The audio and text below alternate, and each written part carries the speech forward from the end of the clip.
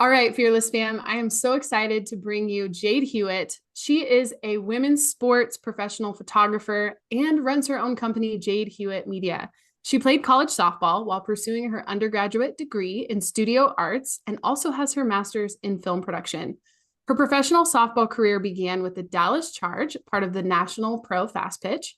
And then from 2016 to 2019, she was the media director for the Scrapyard Dogs. Jade then went on to work with USA Softball as the official photographer and videographer for the Stand Beside Her tour and covered USA Softball in their journey to the 2020 Tokyo Olympics. The proudest moment of her career came when she photographed Team USA winning the silver medal at the Olympics. Currently, she is the lead photographer for Athletes Unlimited and their 4 women's professional sports leagues. Her work is truly amazing, and if you follow her on social media, you get to see behind the scenes of her amazing work and what she gets to capture every single day. And I have her here live with me. Jade, I'm so pumped to have you. Welcome to the Fearless Warrior podcast. Can you be there when I wake up in the morning and just fire me up? You know what I mean? Yeah. Let's go. Hey, we have our athletes fill out confidence resumes. I'm your demo reel. That's so awesome. I'm so excited to be here. Thank you so much for having me on. I mean, it's awesome to be able to be on something that's so prominent in our community with Fearless Fast Pitch and everything. So yeah, I'm super stoked to be here. I know you and I have had a chance to talk in the DMs and message and just really cool moments of trying to chase down your Topps cards, chase down the Target employee. Hey, where are your trading cards? And just so many cool conversations. So I'm glad that we get a chance to talk. So for the Fearless fam listening, Jade's work, you've been featured in ESPN, Forbes, you've been on covers of magazines for the athletes you've featured. I know you like being behind the lens, but I had to bring you on the podcast because your passion and your stories. Can you give us a quick recap, where are you at? What are you doing these days? And yeah, what's a day in the life look like? Yeah, well, right now, I'm the lead photographer for Athletes Unlimited, and we're actually in our off season. So you can see the Christmas stuff everywhere. I'm just trying to enjoy a little bit of downtime up here in Chicago. And just, we're doing a lot of off season work, getting ready for 2024 with all of our sports and, just enjoying the stillness before we get into season. And then it's just chaos in a great way, but it's chaos. But yeah, doing a lot of editing projects and just planning some cool stuff for 2024. I cannot wait. It's been so fun to see the league grow. And for those of you that don't know, when did Athletes Unlimited start? What year? 2020 was our first season with softball up in Rosemont. So yeah, softball was season 1. Yeah. And you're doing all sports. Did you start with all sports? What's that? Talk about how that kind of started for you. Yeah, for sure. I started with Athletes Unlimited, I guess right before softball began. And so softball was the only sport and all the attention went to softball, which, as a softball person myself, it was unbelievable. So being lead photographer is I shoot 3 out of the 4 sports. So softball, volleyball, and basketball. And then we have a we have a freelancer who covers lacrosse because it overlaps with softball. So can't be in 2 places at once. So Kate beautifully covers lacrosse, but being lead photographer is being on site for the majority of all 3 of those sports, softball, volleyball, and basketball.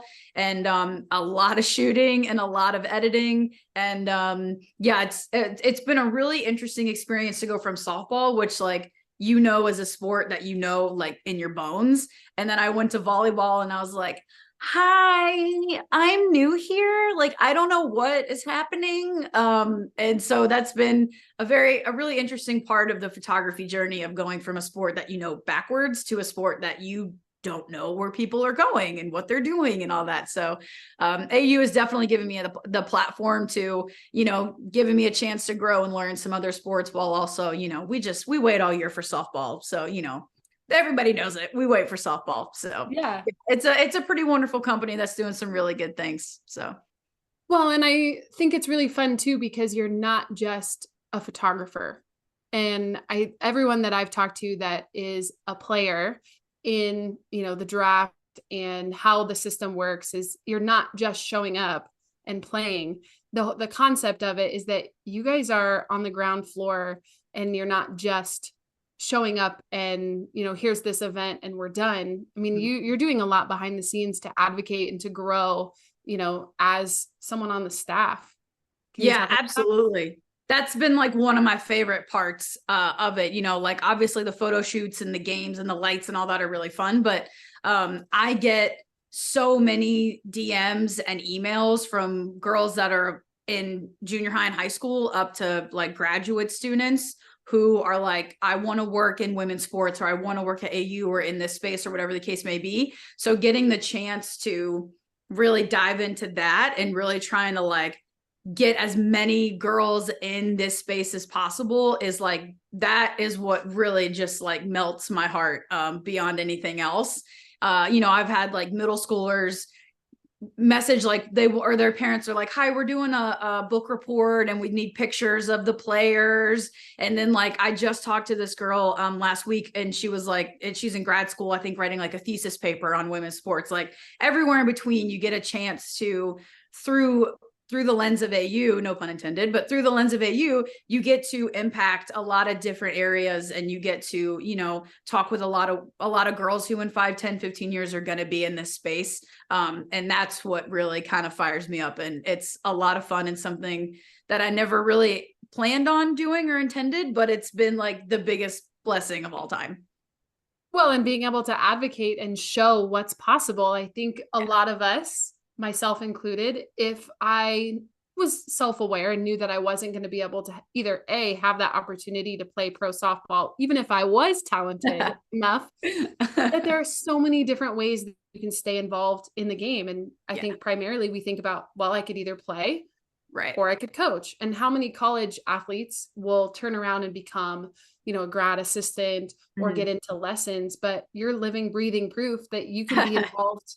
How cool is that? So can you talk about, like, what would you go back and say to your high school counselor? Like, hey, I don't know. I would be like, hi, I have a lot of energy and I don't really know what to do with it. I mean, I knew coming out of high school and like playing in college and stuff, like I was not D1 talent. I played at a D3. Now I was good and I have accolades and all these things, but like I was not D1 talent. I was not pro talent.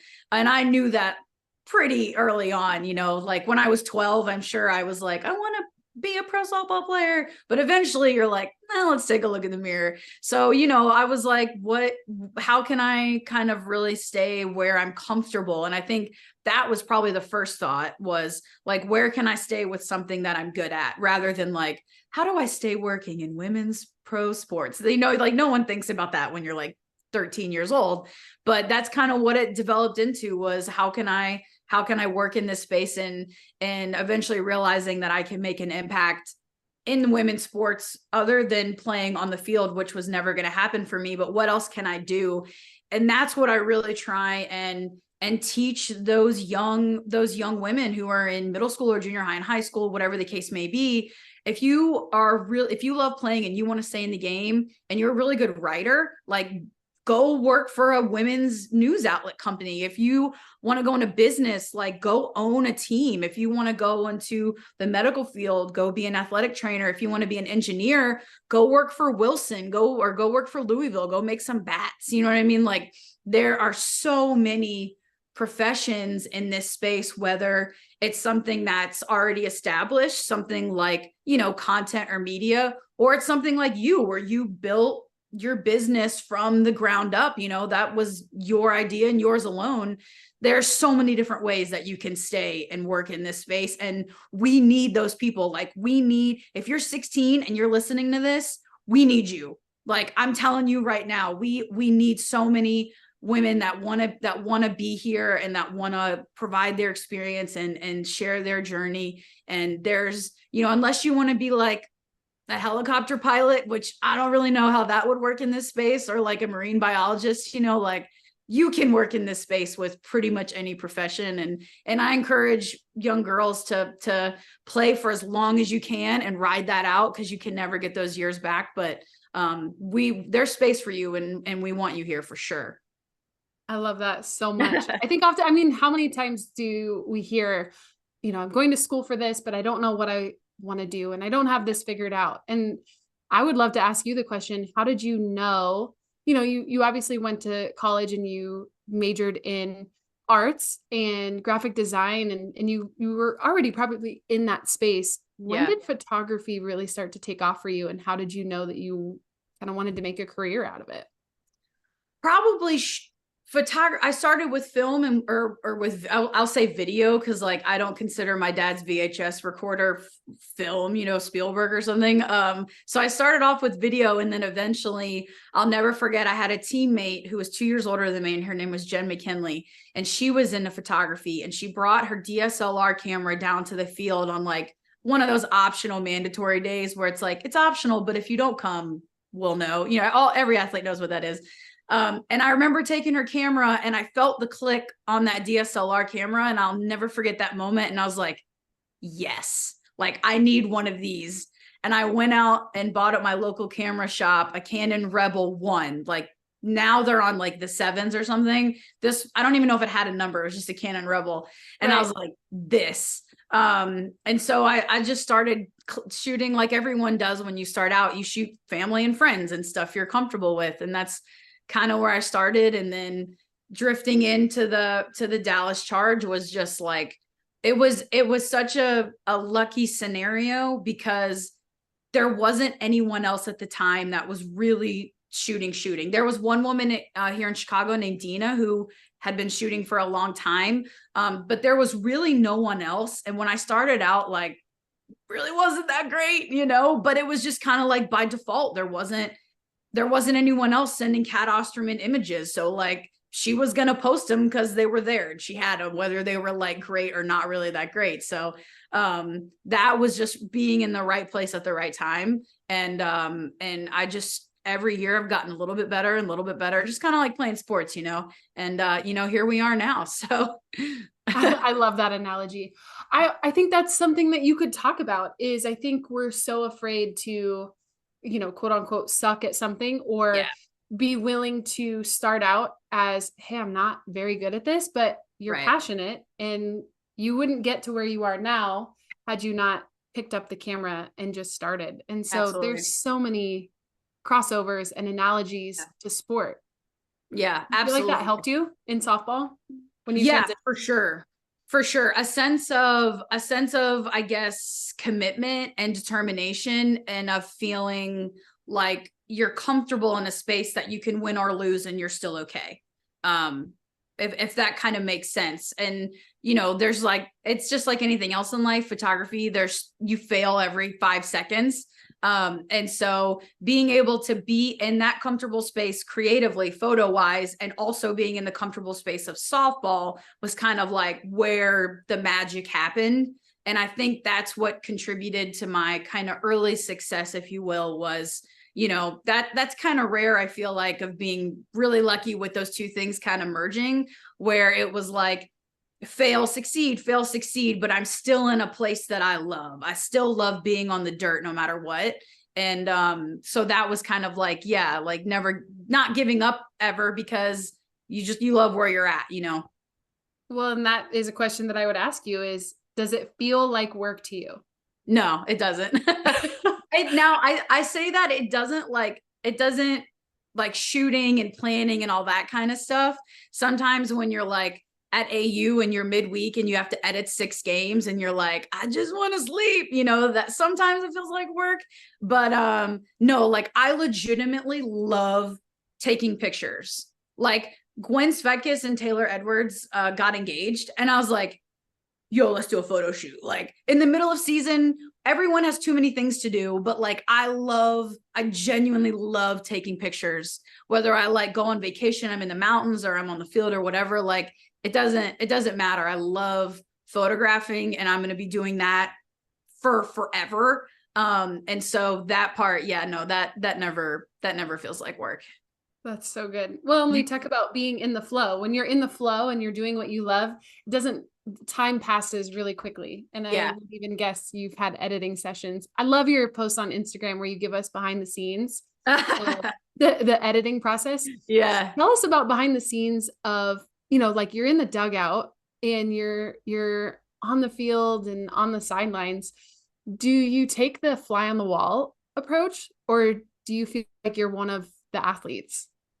I definitely take the fly on the wall approach, but you can't help but be like super emotionally invested, right? And being in the dugout is such a sacred place.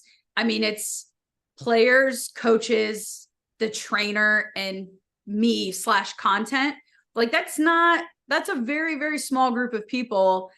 And you hear and see so many things that like people will never, the general public will never know, whether it's like someone being a really great leader in a really pivotal moment that no one will ever hear, or like the trash talking that sometimes happens where you're just like you just kind of like go like this because you're like, I don't want to, I can't listen. There's a lot that goes on in the dugout, and it's a really special place. For the most part, it's definitely fly on the wall because you don't ever want to like interfere with the game in any way, but you can't help but like love the athletes. Like if Sierra Romero is giving a pump up speech to her team, like I'm 100% listening. I might not look like I'm listening, but on the inside, I'm like, yes, Team Blue. Like you get like really fired up. It's so fun to be in the dugout, and you see so many highs and lows, and you really get to watch the athletes grow over the years. And yeah, it's loud a lot of times, but it's a lot of fun.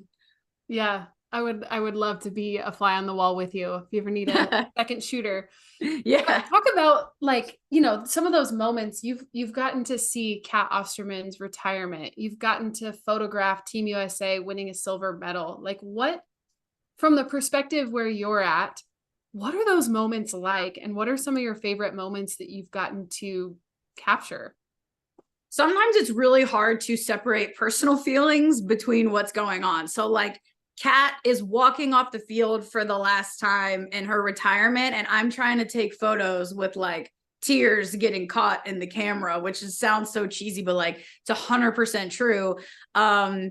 Sometimes it's like it's really overwhelming to be able to witness something that is so special to so many people, whether it's something really great or it's, getting the silver medal when, they really wanted to get the gold. It's so emotionally draining and emotionally taxing, but it's something that, that there's nobody else that gets to experience this. Like you have a bond with the player or the team from that moment that you will always have. And that's a really special feeling. Sometimes when we're in really intense games, like in Worlds in 2018, like I'm telling you, I could not tell you what happened in that game.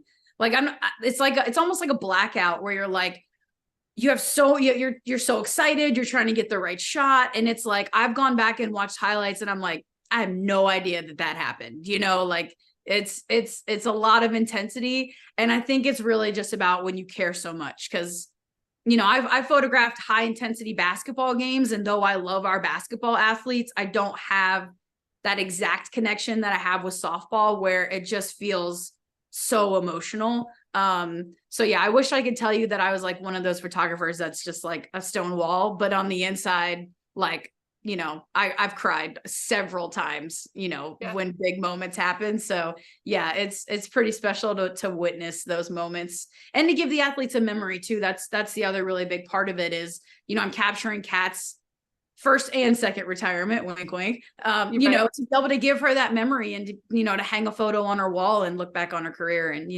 10, 20, 15 years after she's retired 6 more times, And yeah, the gift. That's what I was going to say is the gift of not just the moment, but beautifully crafted and thoughtful moments. Yeah. And your work just captures their personality. And I think it captures the moment where I think earlier you said, who else is going to do this? And I'm sure that a photography would be there, but someone who's vested in the game and your passion for women's sports, that you can't beat that. Yeah, I appreciate that. Those are very kind words. It's just so fun. The whole thing, it's what it's like. I mean, you're on the softball field all the time and you do a softball. It's like sometimes it is work, but like it's just so fun. The sport is so insanely awesome that you can't help but love it. So good. Well, let's kind of shift the conversation. Some of the stories that I love when I hear other people share is I think it's easy to glamorize our successes. And I know that you've experienced failure and hard times. Can you kind of talk about, was there ever a time in your career where either you felt burnt out or you felt like, oh man, I really missed that opportunity? And how has it kind of led you to where you are now? That's a really good question. It's loaded, I know.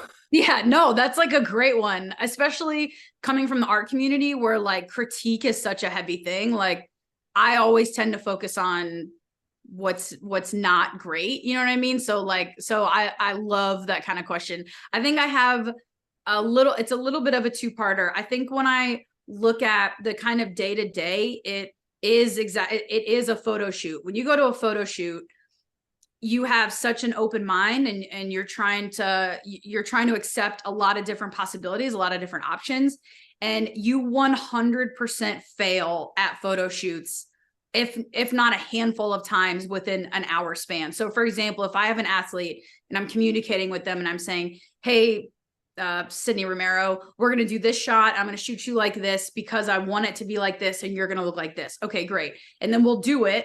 And then I'll be like, this is terrible. Like, this is not what I want. You're doing great. Me, this is not what I wanted at all.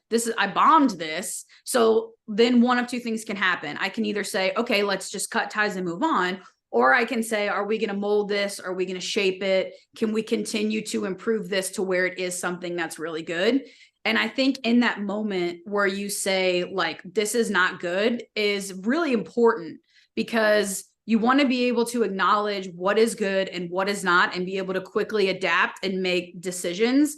And you can't be embarrassed to say, or to feel bad about yourself and say, oh, this was not good. I mean, I've been in big photo shoots and just been like, this is terrible. You know what I mean? So you have to adjust yourself. You have almost like that quarterback mentality, that pitcher mentality of like short memory, you know, and adjust your attitude, adjust everything, and say, okay, let's move on. Because if I let my attitude be affected and I'm like, oh man, I really wanted that. Like, well, now the athlete is going to be like, oh, well, she's not very sure of herself.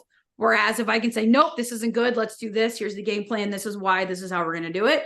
Then they're going to be like, game on, let's do it. So I think in that sense, when you take photos, you succeed and fail just back and forth all day long. On a bigger span, I would say after that intern year with the Dallas Charge, I was still kind of figuring out, like, if I could go into this space, like what was going to happen. And I wanted to work with athlete media management in a sense. So I worked with two athletes, Nadia Taylor and Lauren Hager. And I was like, I want to do your photos, video, website, social, all that kind of stuff.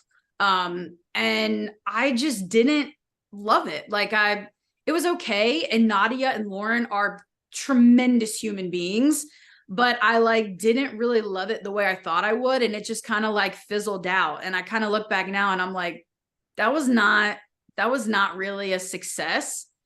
The upshot of that is figuring out just naturally how to turn that, what I would say was a failure, into something that still used those same characteristics that I had. I had good relationships with the athletes, good energy, that kind of thing, and turned that into a vlog with Athletes Unlimited that ended up playing on like national television. So figuring out how to make something that didn't work for me into something that could work for me. And then that vlog has led to other bigger and better things.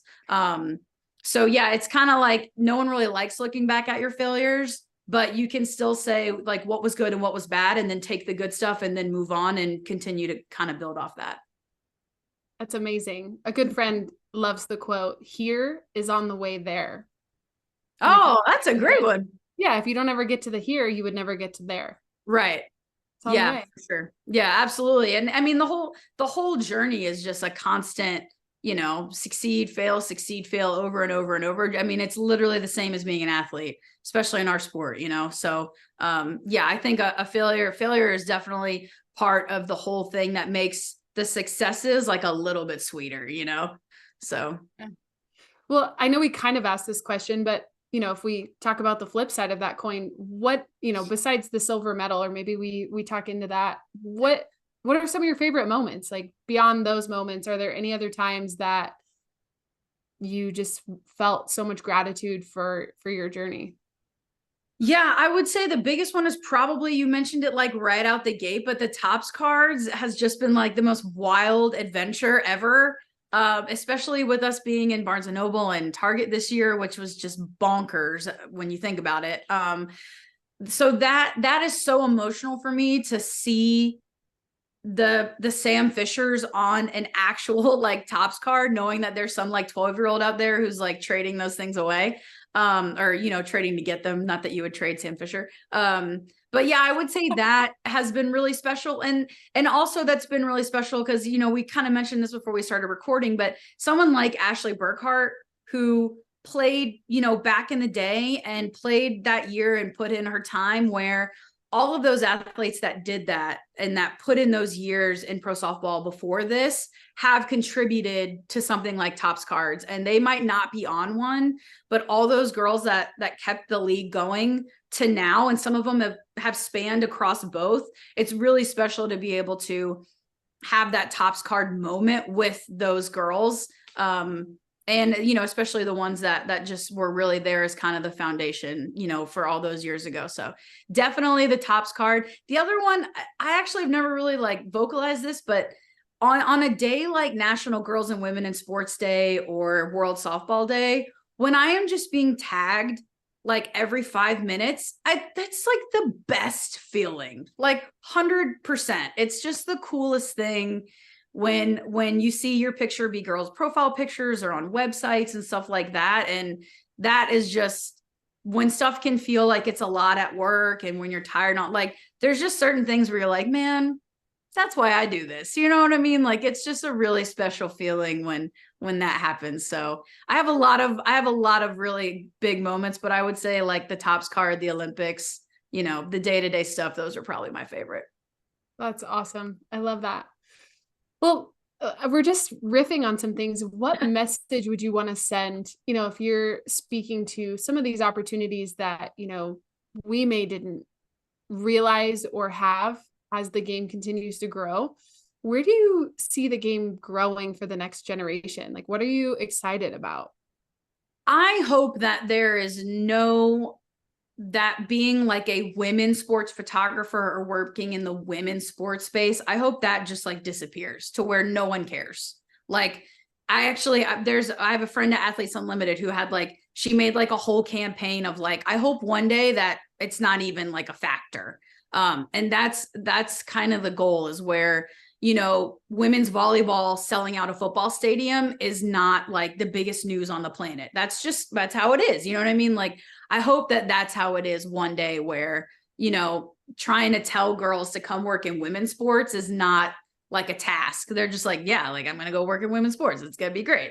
That's kind of the goal. That's where I hope it is, and I hope that in 10, 15, 20 years that like something like Athletes Unlimited is like still rolling hard, that the W is still rolling hard.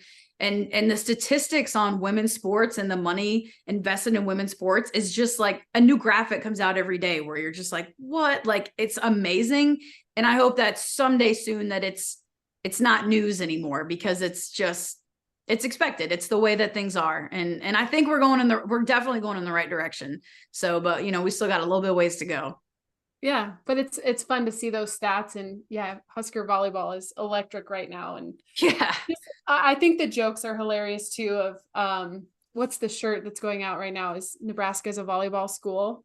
Oh yeah, so yeah, awesome. We are. Sure, yeah, of course. Right. We can do that. What's wrong with that? It's not right. It's not satirical to us. Yeah. It's real. Yeah, exactly. And the world like catching on now, like it's so ridiculous that all these kind of graphics are like, companies are realizing the value in women's sports. And it's like, come on, man. Like, there's always been value here. Like get in on this. Like, it's just crazy now. It feels like the world's finally catching up to what the rest of us already know.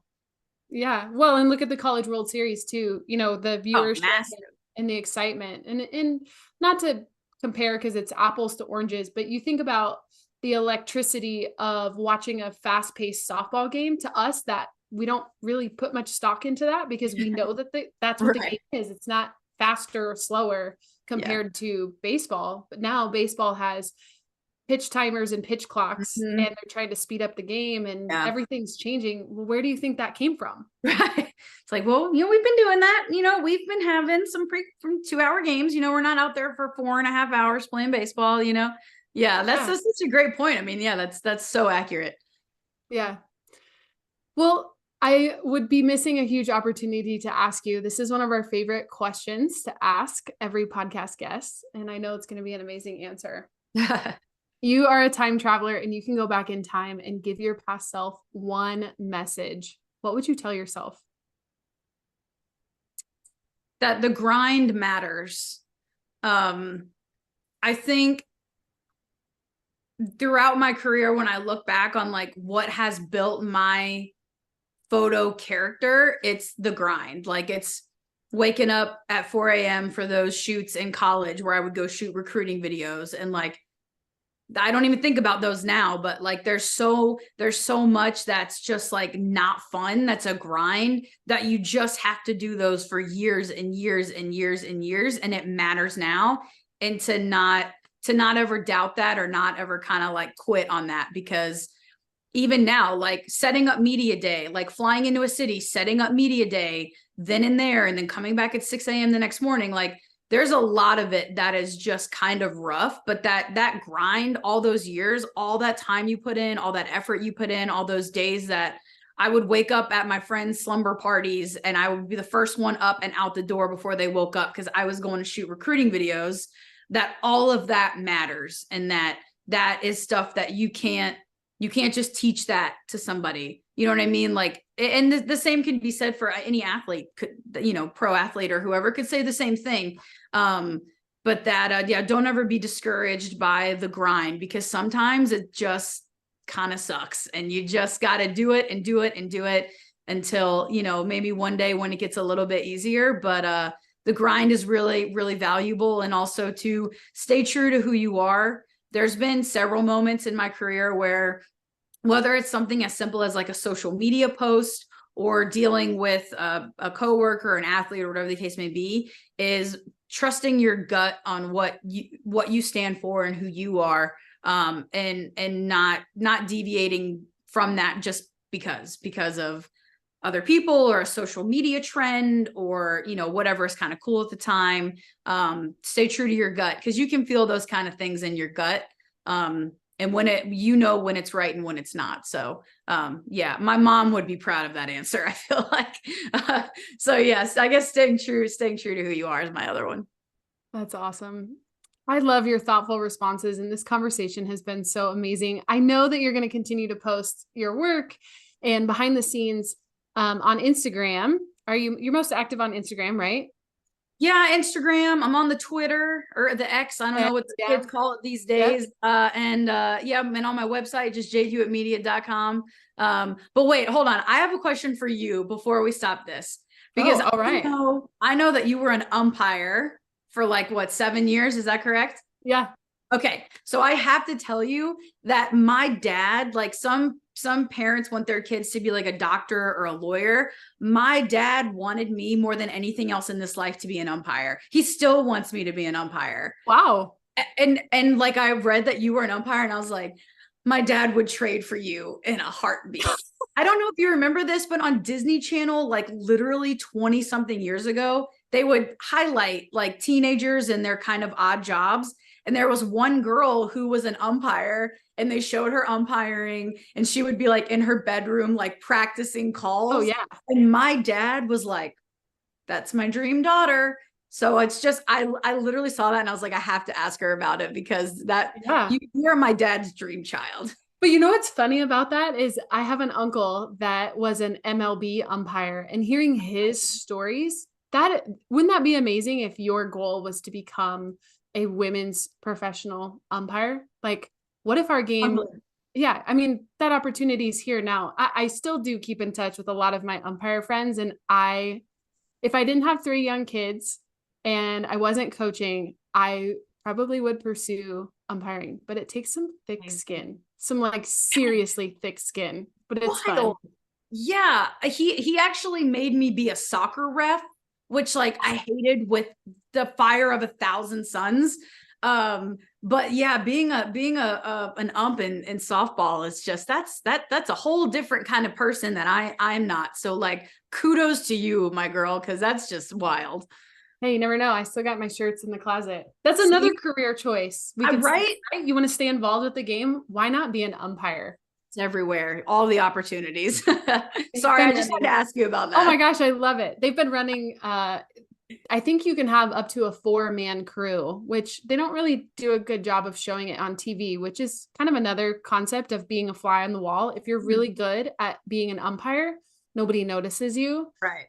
But like the Colorado Sparkler tournament and some of the bigger tournaments, I've gotten to umpire in the Colorado Sparkler twice. Oh, wow. And they teach you how to run 3-man crews, which basically you're assigned to a base and one foul line. Mhm. And so the complexity of that is just so fun to think about too. You are a different kind of person, and I wish you all the best. But God, that's a whole different ball game. But that's awesome though. I'm selling that. I was like so excited to ask you about that. That's awesome. This has been such an amazing conversation. I can't wait to see just what 2024 brings both of us, and I appreciate your time today. Absolutely. And look, thank you so much for, what the people in this community that are dedicated to this community and put every single ounce of your workday into bettering softball at all levels, especially I mean, you're on the literal ground floor of impacting like the future, and there's not enough love in the world to give to you, and especially like building a business and everything. And there's not a whole lot of y'all out there that are in this sport 24/7, just doing the work and doing the grind. So yeah, people like you, it's just so vital to this community in this space. So thank you for all you do, for sure. Thank you. I really appreciate that. You're awesome. Well, till next time. This isn't goodbye. It's just see you later. Thanks, Jade. I appreciate it. Thank you.